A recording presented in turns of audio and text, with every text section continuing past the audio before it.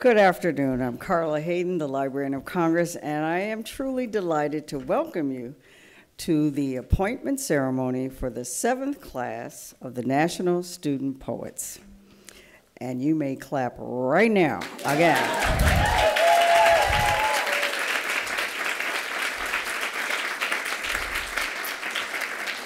Now, I have to take this opportunity to welcome those in the hometowns of our National Student Poets who are watching the live stream of this event. Thank you to our live stream partners, and I feel like I should wave, Cabell County Public Library in Huntington, West Virginia, Lynn Henley Research Library in Birmingham, Alabama, Fletcher Free Library in Burlington, Vermont, the Mesa Main Library and Red Mountain Library in Mesa, Arizona, and the Las Vegas Springs Preserve and Las Vegas Academy in Las Vegas, Nevada. Now, I have to also tell you that I was very pleased and honored to hold a pinning ceremony for these talented young poets in my office area just less than an hour ago. And it's the second time that we've been able to have that honor, and I have to say it is one of the highlights of the year. We also have two poets from the previous year who are with us today, and we're delighted to see them as well. Now, at the pinning, it really, you have to see the beautiful pins. At the pinning, I was joined by Kit Matthew, Director of the Institute of Museum and Library Services. Kit. Virginia McInerney, Executive Director of the Alliance for Young Artists and Writers. And you'll hear more from both of them in a minute. But let me just say how much I appreciate their stewardship of the National Student Poets Program and their commitment to our next generation of poets. Now, you'll also hear from two very, very special guests this afternoon. Noted columnist, Mr. David Brooks.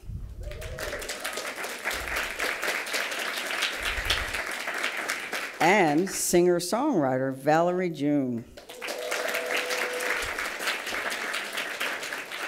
In addition to being powerful voices, both of our special guests have found inspiration at the Library of Congress, our nation's library.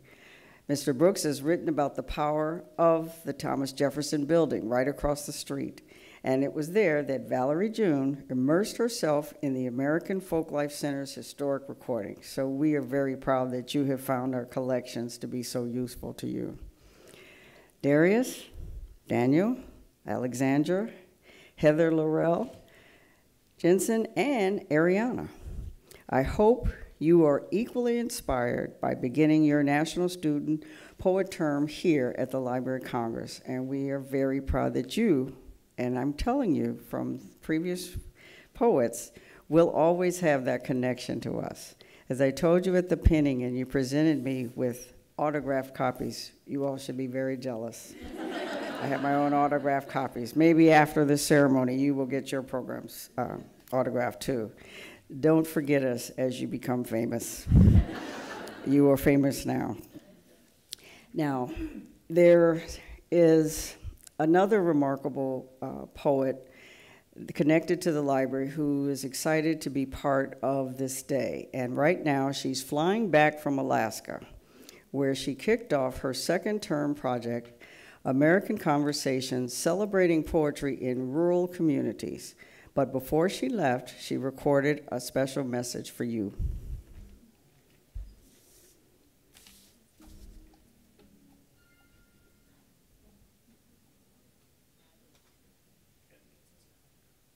He's trying to get sound, and I want it noted that I am not doing any of this. It makes me feel so good when someone else has these technology issues, and they're younger than I am.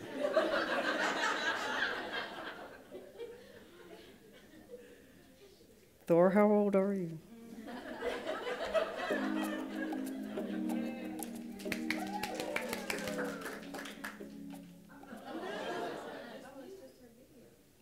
and I'm so tempted to try to help. But that will not do. There was opening music. It's Tracy Smith, the poet laureate, and she is in her second year, and she wanted to emphasize using poetry in specifically rural communities.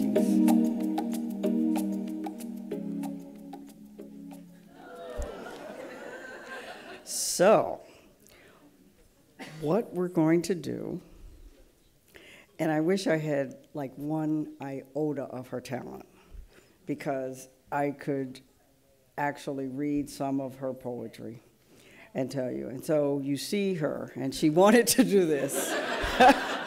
And we will make sure that this is available shortly, because I had the opportunity to talk to Tracy and asked her to record this, because she believes in the healing power of poetry.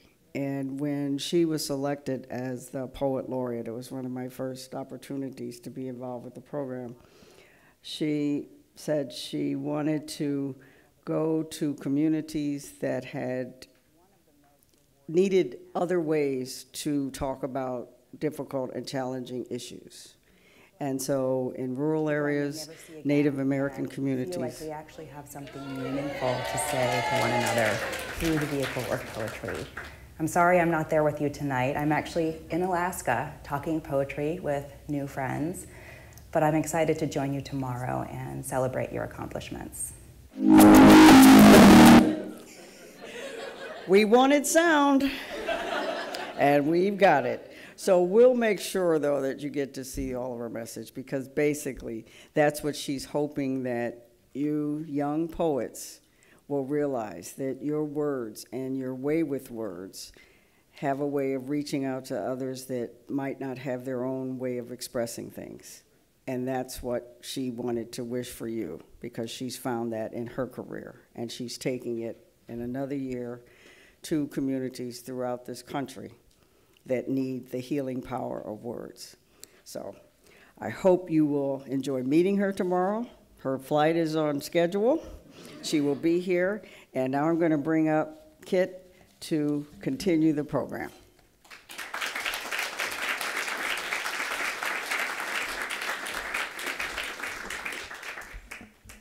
Well, that video will be a treat. Thank you, Carla. We appreciate your work as both a librarian and a former member of the National Museum and Library Services Board.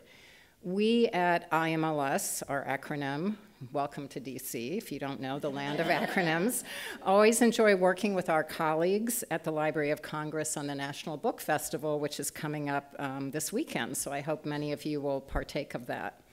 I'm really delighted to be with you all today to celebrate this 2018 class of the National Student Poets Program. We are extremely proud to have partnered with the Alliance for Young Artists and Writers to establish the program, which shares exemplary work from teen poets, like those we honor today, with a national audience. As you well know, IMLS also supports libraries and museums, large and small, across the country as they enhance many forms of literacy and artistic expression, including this poetry program. Writing and libraries, of course, are always intertwined, as I was reminded of this last week when up in Maine. I had been telling my Maine friends about upcoming activities at IMLS. I can't turn off my brain about libraries and museums, including this poetry celebration. The next day, my friend was driving me on one of those endless, winding Maine roads. My friend suddenly turned the Jeep off the road through a battered chain-link fence into a small cemetery. The grass was dry, scuffy, and there were very few graveside decorations. It seemed utilitarian and, in fact, ignored. At the very back edge of the cemetery was a very nondescript plot under a tree, Elwyn Brooks White. Various votives, rocks, paper sculptures, folded notes were perched on the simple headstone.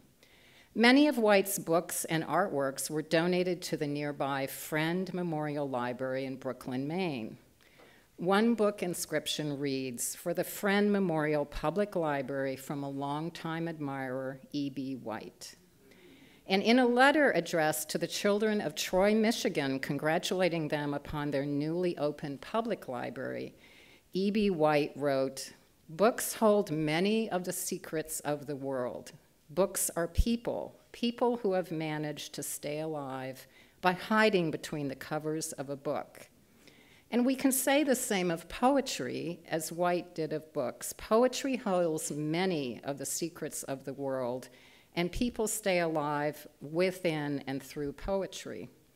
Many libraries and museums across our nation are critical platforms for community expression and advancing literacy and learning for all Americans. And the National Student Poets Program leverages these shared community spaces to create new perspectives, connect us across generations, and spark critical and essential conversations. This year's 5 exceptional student writers, Darius, Daniel, Alexandra, Heather, and Ariana, were selected by some of our nation's finest literary voices and leaders in education, and they rose to the top of more than 300 national medalists. I mean, that's a feat in the Scholastic Art and Writing Awards. They will receive academic awards, opportunities to showcase their work in libraries, museums, schools, and at festivals and events across America, and they'll serve as regional literary ambassadors for the coming year. Each student poet from this year's class is charged with designing a special community service project, which may include readings, workshops, webinars, classroom visits, interviews, and conversations with established poets. In previous years, young writers have chosen to focus their efforts on outreach and engagement with military families, Alzheimer's patients, English as second language students, homeless youth, and Native American students. And I really look forward to hearing how each of you will reach out to others. This is just the beginning.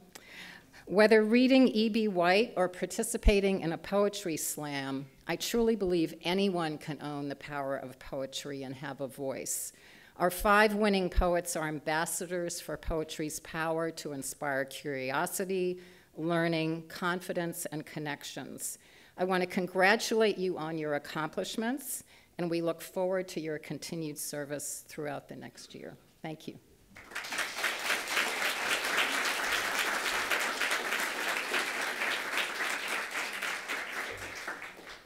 Good afternoon. Welcome. I'm Virginia McInerney. I'm the Executive Director of the Alliance for Young Artists and Writers, the national nonprofit that presents the Scholastic Art and Writing Awards. We are so honored to be partnered with IMLS in presenting this wonderful program and bringing young poets to museums and libraries across the country. And I really want to thank the Library of Congress for once again so graciously hosting us at this event. We have some special guests here in the audience tonight, and I would be remiss if I didn't start by thanking and honoring Olivia Morgan, who's the head of who started the program. Where's Olivia? Thank you, Olivia. So glad that you're here. The inspiration behind the program. I also want to welcome Dr. Lucianne Walkowitz, who's notable in the back by her stunning hairstyle. Lucianne is here because she's a proud alumnus of the Scholastic Art and Writing Awards. She's also the chair of the astrobiology. She holds the chair in astrobiology here at the Library of Congress. She will be our alumni honoree in the Scholastic Awards this year, and Dr. Walkowitz told me that she included on her postdoc fellowship application to Princeton the Scholastic Award for Painting that she won in 10th grade, because it gave her the idea that she could be who she wanted to be and express herself artfully about astrobiology. I also want to acknowledge and thank my friends from the Poetry Coalition under the leadership of Jen Benka at the Academy of American Poets and our pals from the Poetry Foundation. It's so great of you to come here and launch these young poets onto their year of service. As Kit mentioned, these fine poets became eligible to be appointed as national student poets because they first received national awards through the Scholastic Art and Writing Awards. The awards were started in 1923, which is just about the time that the word teenager first appeared in the dictionary. And our mission and our purpose is to encourage creative young people. So we have the privilege of launching these creative young people onto their year of service, and I wish all of you could get to see some of them at work, as I do. Last year I went on tour in Idaho with Kinsale Houston, who worked in a number of different settings. She did a poetry workshop for docents at the Boise Art Museum. She worked on an Air Force Base high school, and then she spent her day at Boise High School where she read some of her own work and had the kids create a word cloud and then write poems about their homes. And when it came time to share, one of the students raised their hand, and she was 15 years old and started reading, "I remember my first home." And then she went on to artfully describe 7 more homes, adding details about the light, the step families that had come and gone. It was a stunning moment, a pause. The class did this. We do a lot of this in the Scholastic Art and Writing Awards. And they moved on, but I've reflected on that student quite a bit because she so aptly described how poetry shortcuts the expression of complex emotions and ideas, and how powerful it is. It has the power to connect us, to explain, to provoke, to express, to explore. It's very complicated being a teenager these days. It always has been, but especially now. What better pastime could they possibly grab onto than poetry in helping guide them through the teenage years? These teen poets are particularly well suited to advocate. They're young enough to be relatable to little kids, and they're mature enough for adults to take them seriously. The 2018 class of National Student Poets joins a legacy of incredible young writers who feel poetry in their bones. And their voices are strong and unique, and they will enter their year of service fully committed to sharing their voices, insights, and artistry to audiences large and small, grand and not so grand, like those at the Library of Congress and like those at Boise High School. Poetry is an ancient art form that continues to reinvent itself and make itself newly relevant generation after generation. We are so proud to be here to introduce you today to this generation's finest young poets. So we have some wonderful guests joining us here today. I want to thank all of you, and it's my honor now to welcome to the podium New York Times op-ed columnist David Brooks. There you go. Thank you so much. So I was talking to the students, the poets, earlier, and I mentioned when I was in college, I applied for a short story class. The professor thought it was short story and poetry. So to get into the class, we had to write a short story and then also a poem. And I'd never written a poem before in my life. So I wrote the story, and I wrote the poem, and I wrote on the bottom, I make no claims on poetry. And my professor wrote on the bottom, and it makes no claims on you. And so I myself do not have this gift, but I'm the beneficiary of poetry. And I'm the beneficiary of the written word. And what I thought I'd do just for a few minutes was to try to illustrate what the written word does for us. And so I have a home 10 blocks from here, and I have a collection in that home. And some people collect stamps. I collect accounts of different emotions. And so I collect accounts of joy. And so, for example, and when you have all these accounts, you realize that it comes in layers. There's physical joy that gets when people are moving together. My old history professor was named William McNeil, and he was in boot camp, and he was marching with his men, and he experienced a moment of joy. He wrote, "Words are inadequate to describe the emotion aroused by the prolonged movement in unison that drilling involved. A sense of pervasive well-being is what I recall. More specifically, a strange sense of personal enlargement, a sort of swelling out, becoming bigger than life, thanks to participation in a collective ritual." And so that's one layer of joy. Another is what they call collective effervescence. Every group of humanity dances in rhythm when they're joyful. And so Zadie Smith was in London in a nightclub in 1999, and she heard Q-Tip rapping over the music, and she describes this moment. "A rail-thin man with enormous eyes reached across the sea of bodies for my hand. He kept asking me the same thing over and over. 'You feeling it?' I was. My ridiculous heels were killing me. I was terrified I might die, yet I felt simultaneously overwhelmed with delight that Can I Kick It should happen to be playing at this precise moment in the history of the world, and was now morphing into Smells Like Teen Spirit. I took the man's hand, the top of my head flew away. We danced and danced, we gave ourselves up to joy. That's another layer. Then there might be what you call emotional joy. One of my heroes in life is a woman named Dorothy Day, and she got pregnant, and she realized that most of the accounts of childbirth she'd ever read were written by men. So 45 minutes after giving birth, she wrote an account, a very beautiful account, and it ends with a moment of joy. She writes, "If I had written the greatest book, composed the greatest symphony, or carved the most exquisite figure, I could not have felt the more exalted creator than I did when they placed my child in my arms. No human creature could receive or contain so vast a flood of love and joy as I felt after the birth of my child, and with this came the need to worship and to adore." And when you see these moments, you realize that joy happens when the skin barrier between one person and another disappears. Joy often involves a loss of self. David White, who's a good poet, writes, "Joy is a meeting place of deep intentionality and self-forgetting, the bodily alchemy of what lies inside us in communion with what formerly seemed outside but now is neither.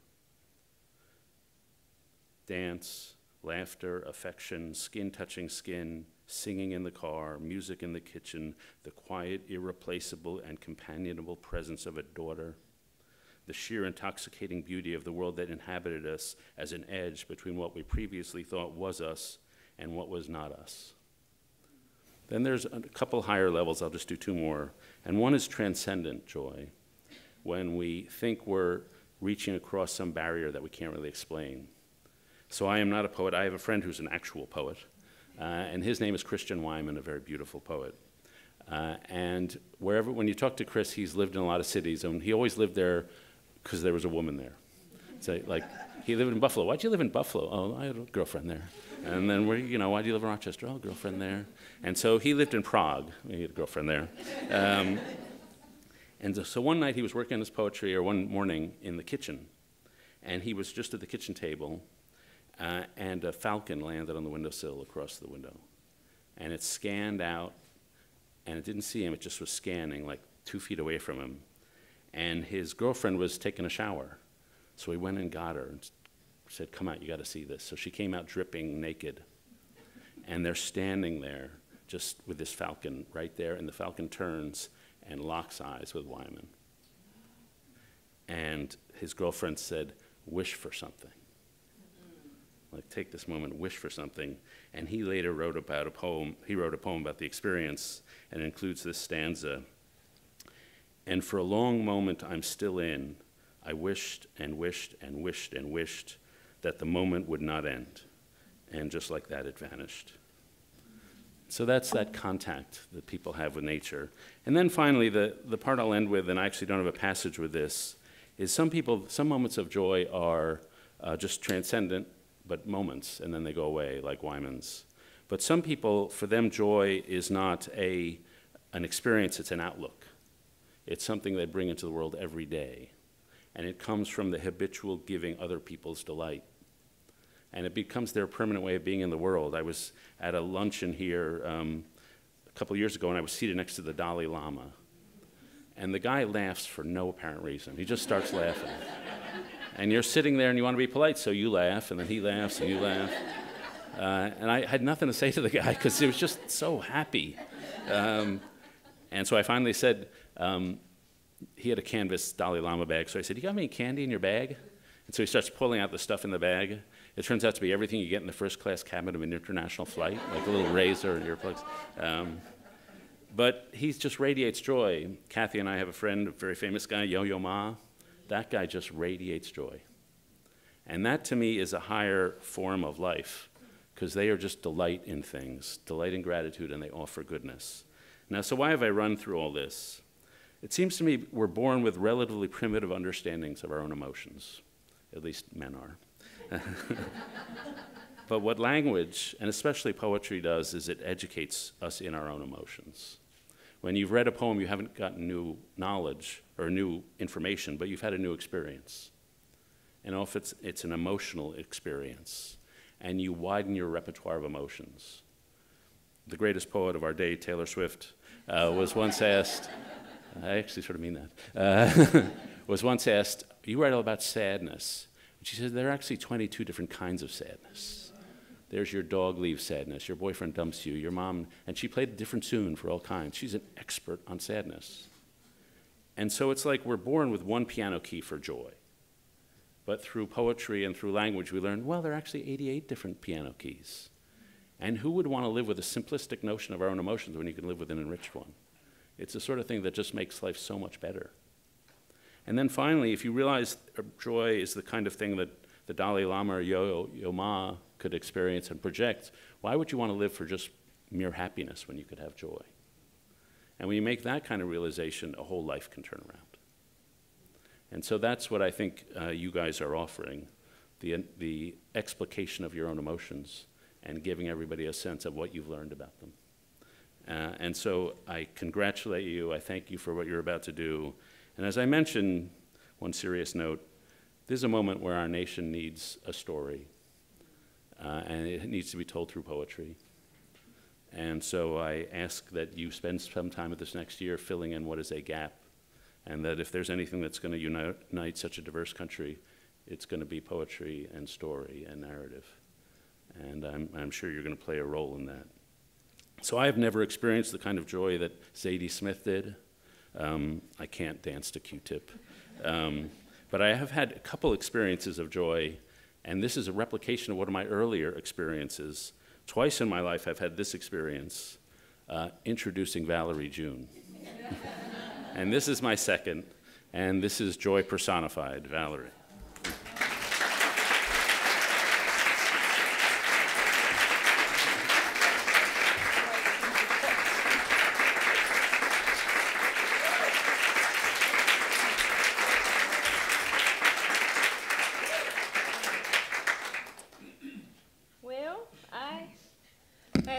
Of spending some personal time with the students, and I was asking each one of them about their voices.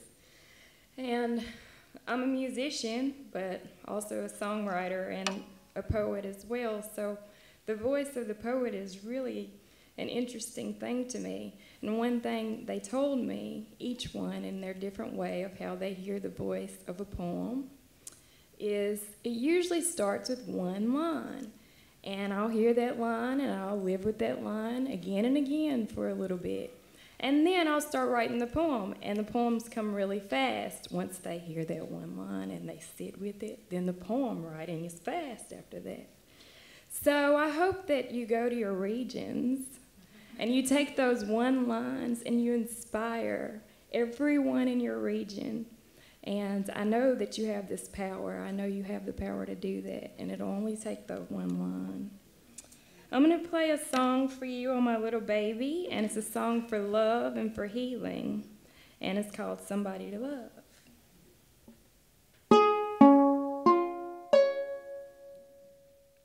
Well, if you're tired and you're feeling so lonely, you wake up at night and you're thinking that only if you had somebody, well, I'll be somebody, somebody to love. Did they tell you there were plenty of fish in the sea, but you're out in the cold and you're feeling empty? Or you're looking for somebody? Somebody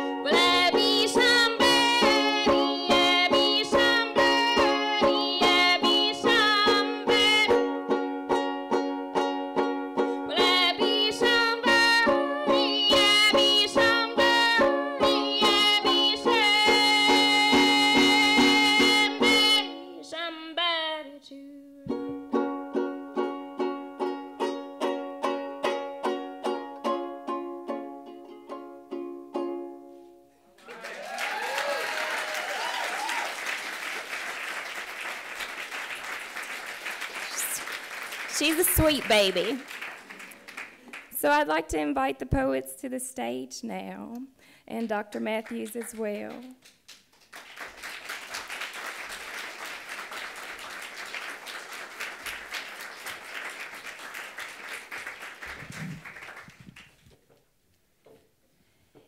And representing the Midwest is Darius Afat Peckham.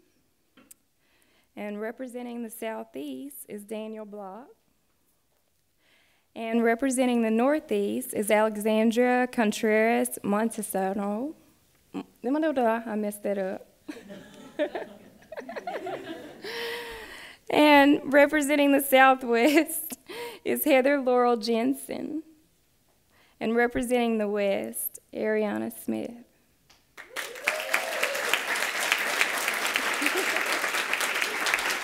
I believe they're each going to read something.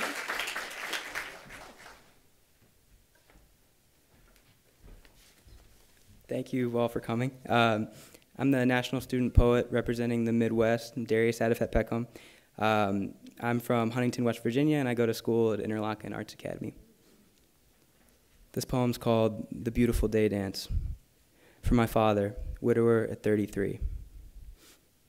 Mornings, when I woke up, my face sagging, defeated, Dad would smile at me and wave his arms above his head, his legs kicking beneath him. A desperate flail, but a chance to show that he could move his body as well as anyone. When the sunlight seemed to break and spill down his raised chin like egg whites, and the chill bit into us both, he'd sing. The song isn't as important to me now as the beauty of the dance, and I'm sure the melody was a repetitious rip-off of Zippity-Doo-Dah, though sometimes we tilted our heads beneath the sky and just yelled it, despite the neighbors, dispelling puffs of warm air from our mouths as we screamed, "It's a beautiful day," to the blue that filled the space behind the clouds, to whoever was listening.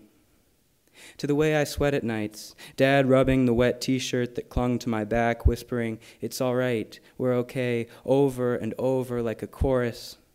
To the broken limbs and the deaths that rendered us, for a time, living memories, regretfully alive, but thankful that we could always spin ourselves around, arms spread wide, to live and dance, and to sing anyways, to sing always.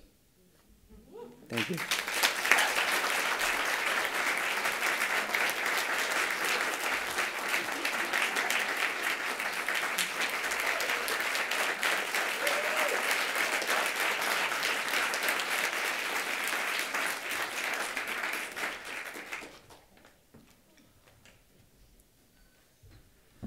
Shalom, y'all. I'm Daniel Block, and I'm the Southeast National Student Poet, if you couldn't tell from the y'all. I'm from Birmingham, Alabama, and my poem is called 60. Like his own father before him, at 3 a.m. my father wakes, wanders the house a little, pours his cereal, no eggs, no bacon. My father doesn't touch meat. Lives softly enough to enter and leave the world a shadow, a breeze on doorsteps. He reads the news until I wake. On the way to school, he'll talk about the latest friend I didn't get to meet. This one was only 52 and lived back in Kharkov. Each night they fleshed their throats out and let evening make meat of them. It took years to learn the way a body, like a hurt dog, holds its history in tight jaws. My father shouts at the car, swerving in its lane ahead of us, then asks, "Have you reconsidered being vegetarian?"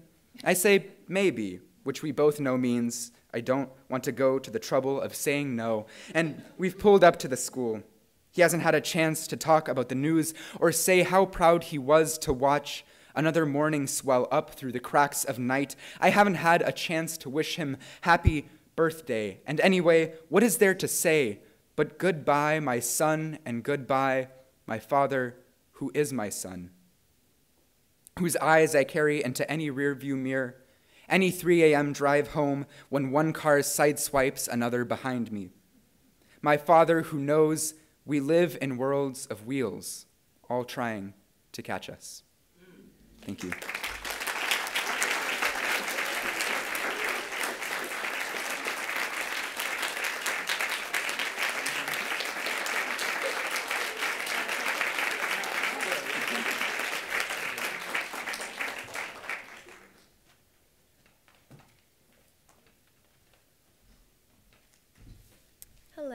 my name is Alexandra Contreras Montesano, and I am representing the Northeast. I'm from Burlington, Vermont, and I go to Burlington High School. This is Puebla.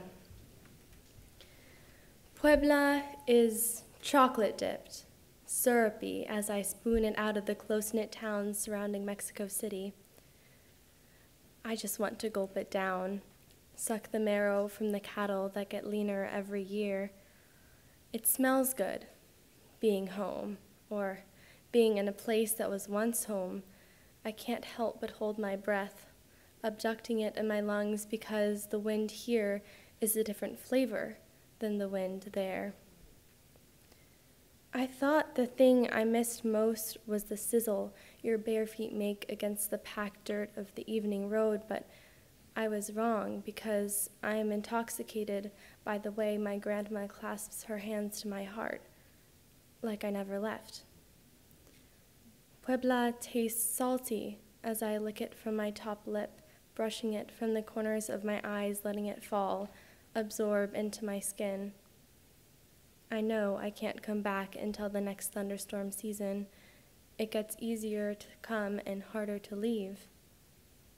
I wish I could stay in this town where everything tastes like cayenne mixed with just the right amount of lime. It burns, but you laugh until the sour. Thank you.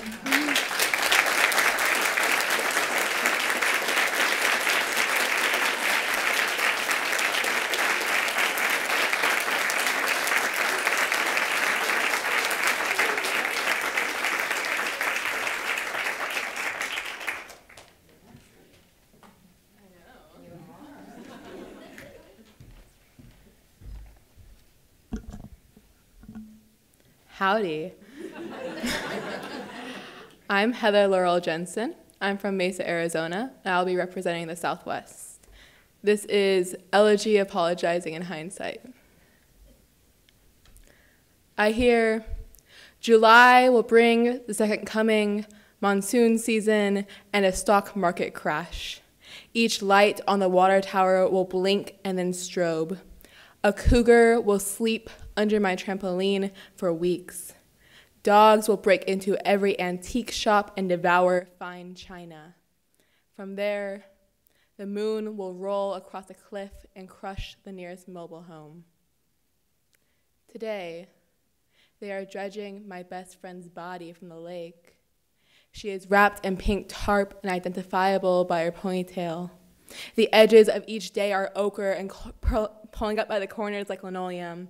Occasionally when I take a shower, there is vomit already in the bathtub. I should not be here. Not like this. 3 weeks ago, we were kneeling at the gulf of a psych ward with my hands pressing a Ziploc to her nose and mouth in lieu of a paper bag.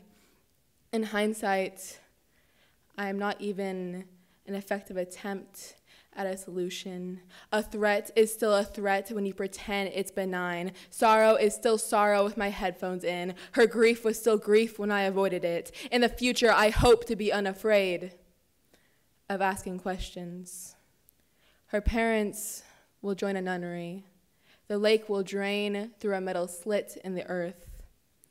Her old things will appear on every subway in the world. In hindsight, I will look for the cliff crumbs in the cuffs of her jeans. In hindsight, I will call the hospital and tell them her name.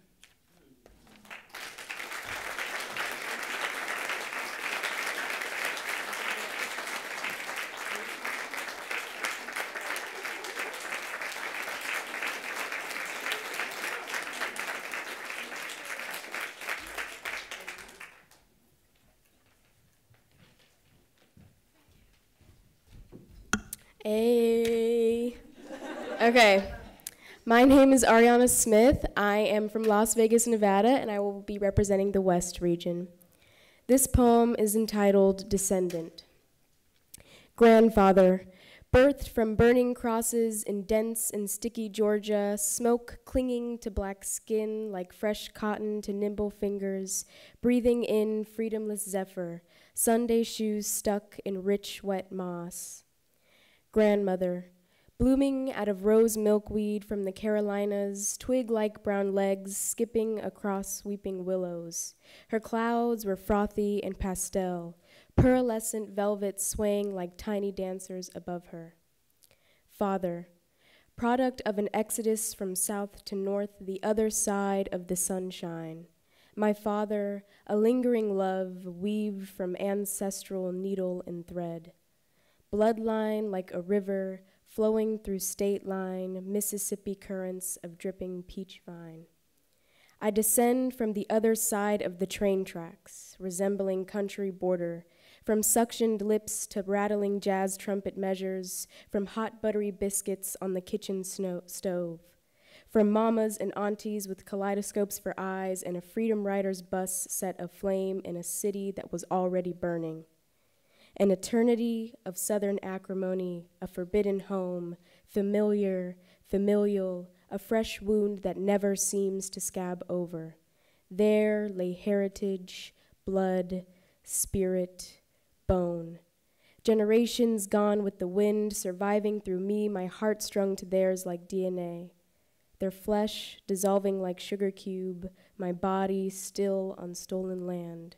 Someday we will all taste liberation on the tips of our tongues.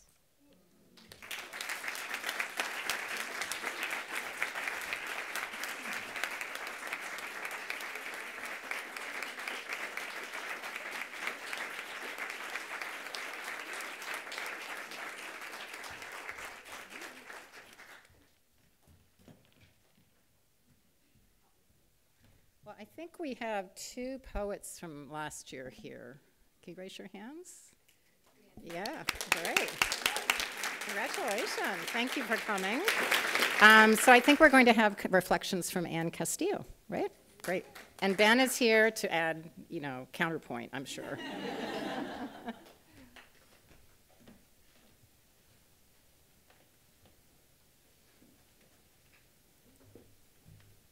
Hi, everyone, and thanks for having me back. Welcome to the appointment of this year's National Student Poets. I want to congratulate the class of 2018, Darius, Alex, Heather, Daniel, and Ariana. And to your parents, teachers, friends, and supporters, thank you for guiding these people who write and envision change in their community. I wanted to offer a quick recap of our year as the class of 2017. Alongside Juliet, Kinsale, Ben, and Camila, I've had the best year of my life. For starters, I made 4 lifelong friends. Better yet, we skipped school to travel together to New York City in October, the Aspen Ideas Festival, and Carnegie Hall in June. We were certainly the recipients of a lot of generosity. People like Juan Felipe Herrera, Dr. Kathryn Matthew, Dr. Carla Hayden, Sarah Jessica Parker, Elizabeth Alexander, and Edward Hirsch lent us their time and wisdom unreservedly. Thanks to the hard work of the staff at the Alliance for Young Artists and Writers, we've experienced affirmation and received a platform to share poetry with our peers. We were given the space to write bravely and delve deeply into poetry. But this year isn't about the amazing gift each National Student Poet here has been given. Don't get me wrong, we should say thank you, often and sincerely. After all, this program is the culmination of many wonderful people's vision and hard work. To Virginia, Hannah, Deborah, Olivia, and all the others who helped at the Alliance and IMLS, we thank you from the bottom of our hearts. In 8th grade, my English teacher asked our class to write essays not about the best gift we got over winter break, but instead about the best gift we gave. It shifted our perspectives to generosity and thoughtfulness, and it was a lesson that stayed with me. I share this with you because at its heart, this is the magic of the National Student Poets Program. They help us, and we turn around to help others. I know the class of 2018 will change their communities, amplify the voices too often left unheard, make more room at the table for new and bright poets. I know this because each of you is an astounding writer and ambassador to your craft. I also know this because I've seen the same generosity in my friends, Ben, Kinsale, Juliet, and Camila this year. Camila spent time helping teach poetry therapy to immigrant advocates and attorneys, and connected with refugees from Somalia and the Congo. Juliet collaborated with doctors and patients using language to heal emotional trauma in hospitals. Kinsale spent time with Native students at the Sherman Indian Boarding School discussing identity and the notion of home, and published a collection of their writings. Ben was poet in residence for a summer school, giving academic enrichment to local Minneapolis middle schoolers. They've all accomplished wonderful things, and I hope you'll take inspiration and guidance from them as you search for your own path forward. Before we go, we of the class of 2017 wanted to give a few pieces of advice. Juliet says you should learn from everyone you meet, and I agree. Ben urges you to be unafraid to seize the opportunity you worked so hard for. We also recommend you wear powder foundation in TV interviews and send thank you notes early. Above all, though, take a lesson from Juan Felipe Herrera, who spent the last 15 minutes of our masterclass together showing us how to fold Starbucks bags into makeshift poetry booklets. Looking back, I realized he was showing us how to make room for poetry. And above all, remember you're here because you earned it, and we need your voices now more than ever. We're standing right beside you, and we can't wait to see what you'll do. Thank you.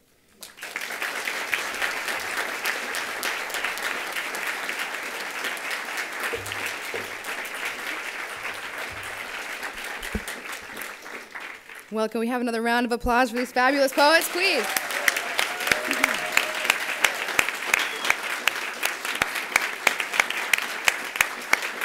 You guys can clap for yourselves. There we go. I'm Anya Kreitney. I'm the programs manager at the Poetry and Literature Center, and the task falls on me to close out these beautiful festivities. But before I do, I want to see if we can play this video. I'm told that we may have some luck, so poetry keeps us pliable, so we'll try again.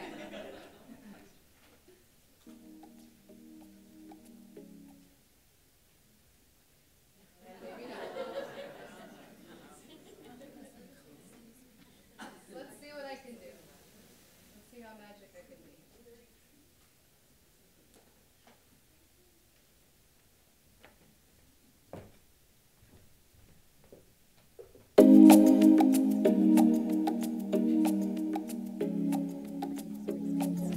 I'm delighted to congratulate you on having been selected this year's National Student Poets. It speaks to the commitment that you've already demonstrated to poetry as an art form and as a way of life. As I see it, poems teach us new ways of looking at the world. They give us new terms for describing the many active and powerful feelings that we live with. And they also allow us to listen closely to other people's voices and their stories. I think all of that is indispensable to a full life. And I'm thrilled that over the next year, you will be able to go into your communities doing this with other people, talking about why poetry matters to you. That's what I've been doing over the last year as Poet Laureate, and it's been one of the most rewarding acts of my life as an artist and a person, to go into communities with people I don't know, people I may never see again, and feel like we actually have something meaningful to say to one another through the vehicle of poetry. I'm sorry I'm not there with you tonight. I'm actually in Alaska talking poetry with new friends, but I'm excited to join you tomorrow and celebrate your accomplishments.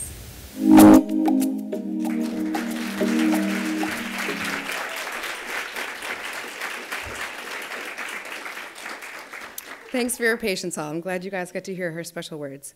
So before I close things out, I just want to thank our partners, the Alliance for Young Artists and Writers and the Institute for Museum and Library Services. I'd also like to thank our special guests, David Brooks, for that rousing, that was very sweet, emotional talk. And also Valerie June, I'd like to thank her as well. So before I send you off to celebrate, I just want to remind you all that the National Book Festival is this weekend, and the student poets will be performing at the Book Festival not once, but twice on the expo floor, so come make sure to check them out. And also the full day is lots of fabulous programming, so make sure you check that out. Very last thing, there are surveys on your chairs. If you wouldn't be so kind as to fill them out, it does help us here at the library. So that's all. Please go out, enjoy, congratulate our poets, and please have some food outside. Thanks, everyone.